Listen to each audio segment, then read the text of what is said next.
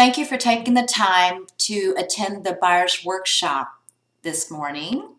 We're not going to bore you with the details. We are going to hit the pressure point in the market right now. That includes the home purchasing process. Why now? Why not now? The inspections and also the loan. Today's agenda, we will discuss the pre-approval process, the initial appointment with us, whether it's time to shop now or later, writing the contract, repair negotiations, and the 10 secrets of home inspection, as well as closing time. I introduce to you Alex Murphy. He is a mortgage broker, financial planner. He is joining us to talk about the loan process.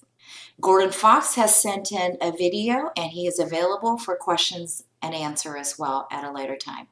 I introduce myself. I'm Jennifer Erwing, my working partner, Todd Fraser. Between the two of us, we have over 25 years of real estate experience.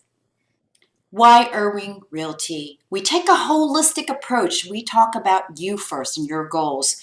We're seasoned. You're not a guinea pig. We're long-term oriented. What does that mean? We will be with you for years and years, with you and your family and those you care about.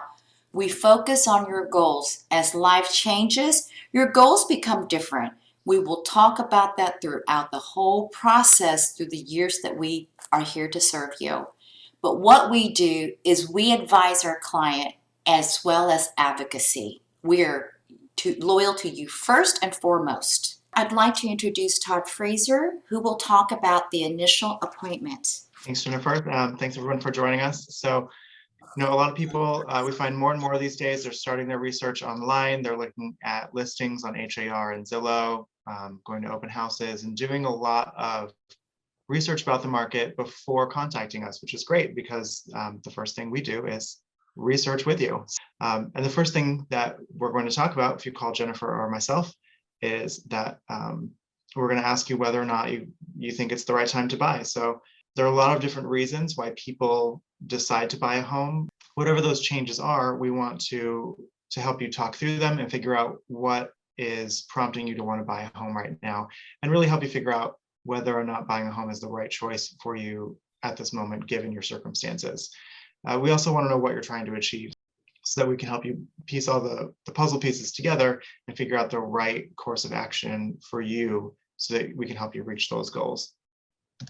One of the tools that we're going to use to start us off is this buyer's questionnaire. We have a few different versions of this, so you may have seen this in a different format. This is how it all starts. So we'll send this to you. So we want to get an idea of what kind of a house you're looking for: 1-story, 2-story, that kind of stuff. Now, down in the bottom left corner of that, there is a whole section about budget. So budget is arguably the most important criteria when you're looking for a home. And it's really more about responsibility than affordability. Like I said on the previous slide, we'll be talking with you about your goals and what you're trying to achieve.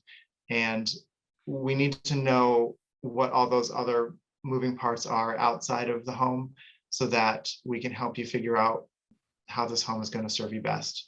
With that, we're going to have Alexander talk to you a little bit about getting pre-approved, since that is really the first step, the first thing that we're going to have you do. My name is Alexander Murphy. I'm the broker owner of Houston Mortgage Loans. I'm located right here in Houston.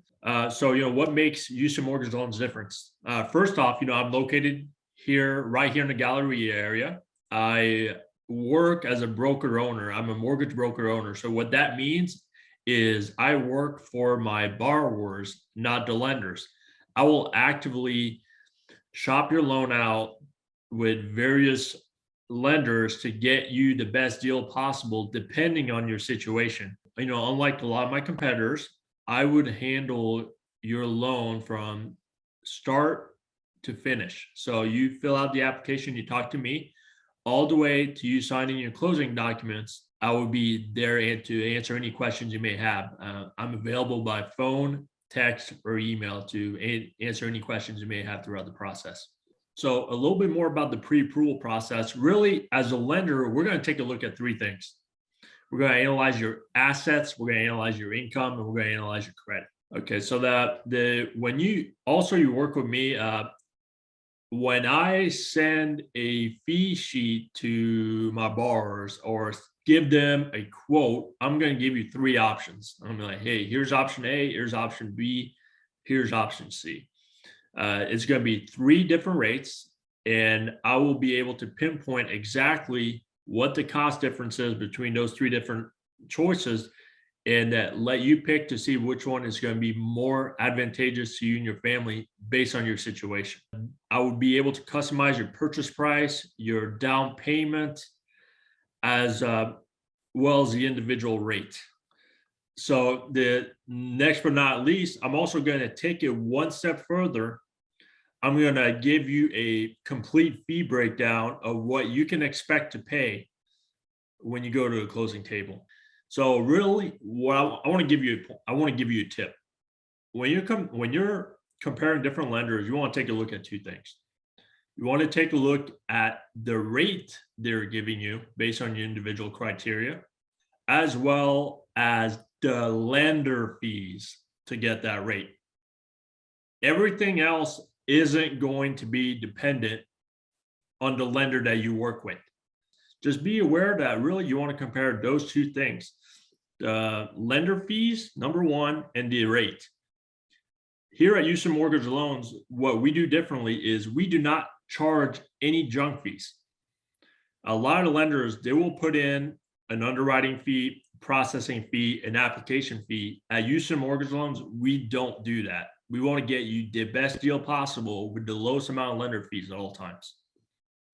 And then I'm going to take it, back to Todd here. He's gonna talk a little bit more about, determining, the purchasing parameters. So once you have worked with the lender to set a budget that fits your, helps you reach your goals, we're going to go through the rest of that buyer questionnaire and talk about the rest of the criteria that are in there. We just want to know what all the other important parts are outside of just, 2-story home, 3-bedroom, 2-bathroom. Another big factor, especially right now, given the crazy market that we're in, is how long do you plan to stay? So if you tell us that you are going to be in Houston for 2 years on an assignment with your job and you're going to be transferred out after that, honestly, in this current market, we might even advise that you rent for that short amount of time, because it's a little bit difficult and we don't really know we don't have the crystal ball to know what's coming in the future. But if you're going to be here for 5 years, we're going to approach it one way. And if you say this is the home you're going to be in for the next 30 years, well, then there's a different way that we're going to approach that and look at some of the things in that home. Another thing we're actually going to talk about in this initial meeting also is how Jennifer and I get paid. So we collect a 3% fee of the sales price, and we collect that from the seller in about 99% of cases. Going back to the process of elimination, so there are a number of helpful websites that will help us eliminate some properties that are not going to be good for you. One of them is the appraisal district site. So that is a place where we can verify a lot of the raw data that we find on har.com. School district sites, again, like I said, we want to know what the school ratings are, because even if you don't have kids. Flood maps, that is obviously top of mind for everyone who has been in Houston or seen Houston on the news. There's some great resources for that. We always want to be aware of where that property falls in the floodplain.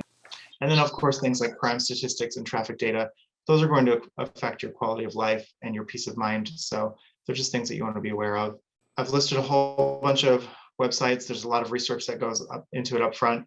You'll be researching listings online. We'll be doing the same, and we'll be sending them back and forth to each other. When you see listings that you like and you have run them through all those helpful websites that we've outlined, and they've passed all those tests, then we recommend doing a drive-by just to make sure that the neighborhood around the house looks appealing as well. So when the homes have passed all of those tests, you will send them to us and ask us to schedule a showing for you. When Jennifer and I go through a home with you during a showing, a lot of times it's going to sound like we don't like any of the homes that you've picked out. And it's because we are looking for the resale issues. So we're trying to look for what might be a problem later on when you go to sell. our hope is that you'll be so happy with our service that when you are ready to sell, you'll give us a call and we'll have a chance to help you sell that home and move on to your next one. And so we want to make sure that there are no surprises later on. So once you have gone through, there'll be a bunch of homes that we look at that are no good. But you've done all the research, you've done all the legwork, and eventually you'll walk into a home that feels right and you'll know it immediately because you've done all this research up front. And that is when you'll be ready to write a contract. So Jennifer is going to talk to you about writing the contract. So writing the contract is pretty exciting in today's market. Does it depend on the price exclusively? Right now, a lot of it does depend on the price, but it's not exclusively the price. What we will do as a team is we will pull the competitive market analysis for that particular area, similar properties in the last 6 months. Keep in mind, the last 6 months does not reflect what is going on in current market. So we approach it in a holistic way. It all depends on your situation. So it's not all about price, but what we do is we take a very personal approach. We contact the listing agent. We try to find out exactly what some of the criteria are. Now, the market is very robust right now. So sometimes listing agents are not responding. So we just have to work within the scope that works for our client and no more. Like I said, if you're flexible in your terms of your apartment or when you move, we work with the seller. And once we have a contract in hand, then it is up to us to get the process started for the inspection. We go in through a period, what we call the option period. That is a time in which only the buyer has the right to terminate the contract. The seller doesn't have the right. They do have to put the house back on the market and disclose any inspection report, but the option period allows us to do the due diligence to do the inspection as well as negotiate any and all repairs if we would like to do that. In this market, we ask for our clients to be flexible. You also have to deposit 1% earnest money. That money goes towards your sales price. It is refundable. The option period is probably one of the most stressful part of the transaction. You have the property under contract, you're doing inspections, you're starting to spend some money. Guess what? It's also very stressful for the seller. So with that, we're going to play a video of Gordon Fox, who is going to talk about the inspection. Hello, this is Gordon Fox with Fox Inspection Group, providing peace of mind one home at a time since 1989. We're going to go over the 10 secrets of home inspections here. Let's see if I've got my technical expertise down. Secret number 1, houses are like spouses. There are no perfect choices. However, the consequences of a poor choice is pain, suffering, and financial loss. Secret number 2, focus all your attention on the big ticket items, high cost, roof, HVAC, foundation, appliances, electrical, plumbing, big ticket items, stuff over $500,000 type of thing. Most of the issues we discovered during a home inspection are typical for the neighborhood, typical for the age of the home. Focus on the atypical big issues. On the roof over wood shingles, most insurance companies don't allow that anymore. Older than 15 years, red flag for insurance companies. Typical lifespan, about 15 to 18 years in the Southeast Texas sun. HVAC, you want to stay cool during the summer months. Average serviceable life, about 12 to 15 years of age. Think in terms of a car. Older than 10 years, be prepared for a financial hit. If you get a warranty, be prepared to haggle. They're not going to just replace an older system just because it stopped working. They're going to pay to fix it and keep it going, not replacement with the top of the line type of HVAC system. Foundations, 2 types of houses, 2 types of foundations in the greater Houston area. Those that have been repaired, those that eventually will need repair. Appliances, typical service life, 10 to 15 years, or until the spouse wants to remodel. I would not negotiate a purchase just because you want new appliances. That would be on the back end once you obtain the house. Electrical systems, we're required to report if it's deficient, as in not built to today's standard. So a 20-year-old house will have 20-year-old AC. Doesn't have all the arc fault, circuit interrupter, GFCIs, grounding, that type of thing. Plumbing, be concerned with big ticket items, not a leaky faucet. Look for like shower pan, water heaters, cast iron drain lines below older houses. Biggest secret, Trek form OPI 1, no inspection report issue must be repaired. The only mandatory repairs are those required by the mortgage lender or the appraiser or the insurance company. The rest is negotiated. The wording of the Trek form OPI, neither the standards of practice nor the Trek contract forms requires a seller to remedy conditions revealed by an inspection. Why use Fox Inspection Group? Do your own research. Choose one that works good for you. So you have just completed the inspection and now you've got this big inspection report. Are you obligated by? Absolutely not. We're going to talk with you about where you are with the house.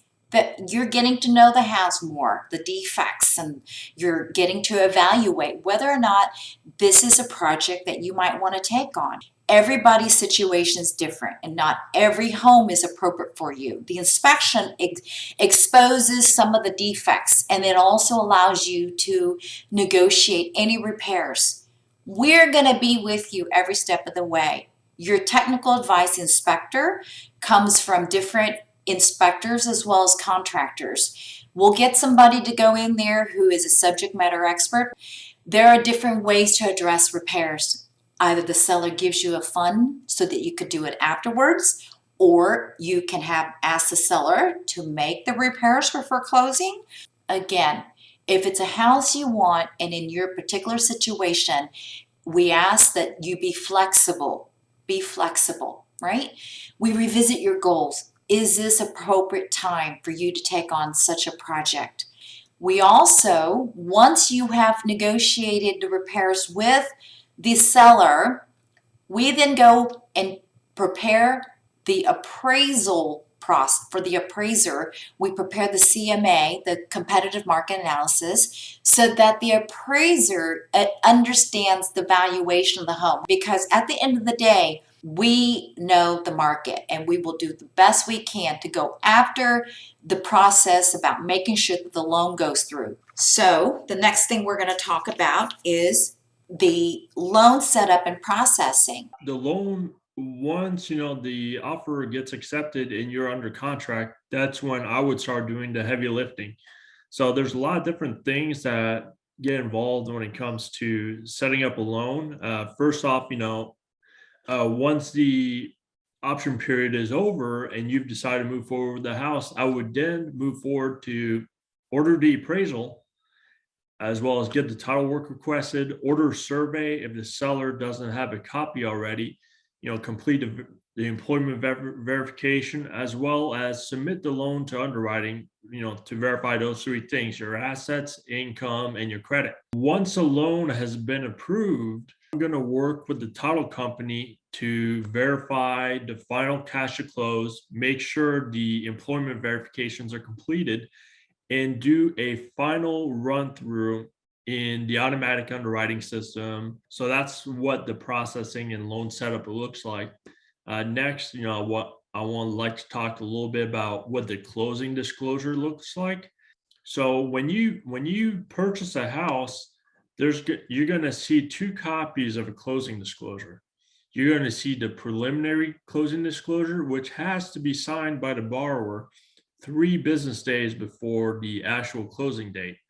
What we are going to look at when it comes to getting that final number is we're going to work with the title company to finalize the property taxes, the credits, the prorations. Let's say you buy a house in April, you're not going to be responsible for paying the property taxes from January to March because you didn't live in that property during that period of time. So that for that portion of the year, you're going to have that money credited to you, and that's going to reduce your cash to close number. So we want to make sure that we get the most accurate number for you, so you're not having to bring more cash to close than you need to. So next, we're going to bring Jennifer back here, and she's going to talk about the final home delivery process? Once Alex goes through the closing disclosure 3 days before the closing, you will have a thorough understanding of the financial aspect, where the money's coming from, where the money's going to. We will do a final walkthrough of the property to make sure that the seller has left the property in the condition of which you expected. And then once you close on your home, we will continue to serve you. That is where our personal relationship starts with you. We will invite you to some of our client events as a way to appreciate you. We will also be here if you need a contractor, if you need an updated analysis about the valuation of your home. We're here to serve you before you go under contract, during the process while you're buying the home, and also for many, many years as you live in your home and then move up or move down on your property. We're here with you every step of the way. With that, I'd like to open it up for questions and answer. For the pre-approval letter, if we're currently pre-approved for say 400,000, but you end up getting a house significantly under that price, or you want to put an offer in for a house that's significantly under it, like 350, would it be better to get a new pre-approval letter that says 350,000? Typically, when you are about to put in an offer on a property, I'm going to update the pre-approval letter based on the purchase price of your offer. They don't need to know more than that. Given the intensity of the market right now, from like say making an offer to closing, what are we looking at in terms of a time frame? Yeah, typically, closing in 30 days or less is pretty standard when it comes to what I like to do is I like to make sure I get all my documentation up front, that when we submit the loan directly to underwriting, then we will just focus on the smaller ticket items, like making sure we're ordering your appraisal, making sure we're ordering your title work. So a lot of things, me as a lender, I can't control, meaning how quickly is the appraiser going to go out there to finish the appraisal? I wish I had some more input on that. But I work diligently, and I haven't had any issues with closing a home loan and in 30 days. But what I do is I always shoot to close my clients' home loans early. So I'm not going to wait to close a loan in 30 days. I'm going to shoot to get this loan ready for you to close in 20 days. So we give you that option that if you do want to close in 20 days and the seller agrees to it, then we'll put you in that position to do so. Alex, is there such thing as too early in having your credit pulled? No, absolutely not. So, there's a lot of times, clients tell me, well, I don't want to have my credit pulled until I find a house that I like. However, sometimes there are some advantages to getting your credit pulled earlier on in the process. If there's any areas where we need to address, I wouldn't want you to find a house that you love, and when I go to pull your credit, there's like, ooh, man, this really needed to be addressed. We're gonna have to wait now to make sure we fix these specific credit items before you're able to submit an offer. The lenders have access to a different credit report that they use for the loan. So I wouldn't rely on just what we as consumers have access to. Am I right, Alex? That is correct. So we're going to take a look. Your qualifying credit score when you apply for the loan is your middle credit score, meaning you're going to have, 3 credit scores, through, TransUnion, Equifax, and Experian. And the lender decides what the qualifying credit score by picking the middle score of those 3. And my middle credit score might be lower than what you see logging into Credit Karma. And it's not necessarily that, you have bad credit or a lower credit score, but it is different. So I wouldn't want there to be a surprise just because you see one thing and your actual credit score is a little bit different. you know, given these last few years, we know that uh, wealthy people have exponentially increased their wealth where the middle class has suffered. I'm wondering, are real estate investors swooping in there in the Houston market and Oh, yeah. their cash offers and kind of overwhelming people who are needing lending? There are tools that we have for our people with loans to compete against cash offers. We have the ability to, on demand, use that to compete against a cash purchase, against a cash offer on the other side. And if you're interested in that, we can set up another call to talk about what those tools are. Here is what we will do for you as a team. We've been in business over 20 years, and we have owners who have owned homes for about that long. Some of those owners do not realize that their asset has appreciated greatly. So we're calling on our homeowners. Depending on the market, the area that you are interested in, we're now calling up our homeowners to see who might be interested in selling. And we're giving you first dibs at that. Also, if there is nothing on the market that fits what you're looking for, we will now proactively reach out to homes in the area that you are looking at, and reaching out to those homeowners and asking them, are they interested in selling? Because we have the perfect buyer for their home. So again, we're going under the radar so that you're not competing against 20 offers. We suspect in the spring, there's going to be more inventory. Why? That's the hope. Why? Forbearance, where the lender has delayed payment because of people's jobs, just expired February the 18th. Now these homeowners are having to come up with the delayed payments, okay? So it's gonna take a few months, but some of those homeowners are gonna say, okay, you know what, we thought we'd catch up, but we can't, so let's go ahead and put it on the market. So hopefully some of that inventory will open up, and that allows you a little bit more options to pick from, okay? So interest rate is inching up, but the monthly payment is minimal. So be patient and have a more long-term perspective about your purchasing process. You might have some individual questions that we're available offline. Alex is available offline to discuss with your particular situation. Everybody's situation is different. So if there's any way that we could help you with your particular situation, Alex as well will be here. Our contact information's in front of you. Please reach out to us offline so that we can discuss whatever your questions are, your needs are. We would be honored to follow up with you.